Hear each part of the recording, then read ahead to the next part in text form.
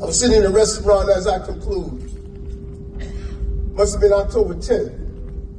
I was sitting down at the table having a meal, and a young African-American woman walked in with a Howard University shirt on. She looked at me and said, "You're one of those Zionist lovers.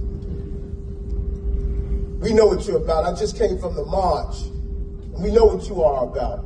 And while she's saying that, I'm on my phone. I'm Googling Howard University, and I handed her my phone. And she looked at the founder of Howard University, Julius Rosenwald, founder. And I told her, read on. And she read on, and she looked at the fact that almost 40% of the children in the Deep South were educated in schools that he opened, a Jewish philanthropist.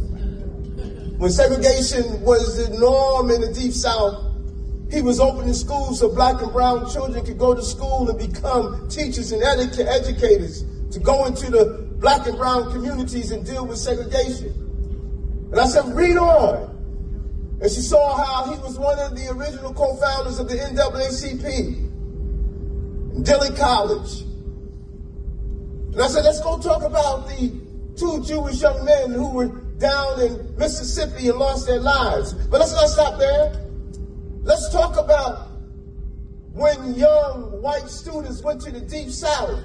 51% of them were Jewish, putting their lives on the line. And said, yes, you call me a Zionist, but what you can't call me is miseducated. And if you are going to denounce what gave breath to the college that you're in right now, then they're not educating you. So next time you go in the street and celebrate October 7th, buy a plane ticket and go see what happened there. The next time you believe that you should eradicate from the river to the sea, first know where on the map you're talking about.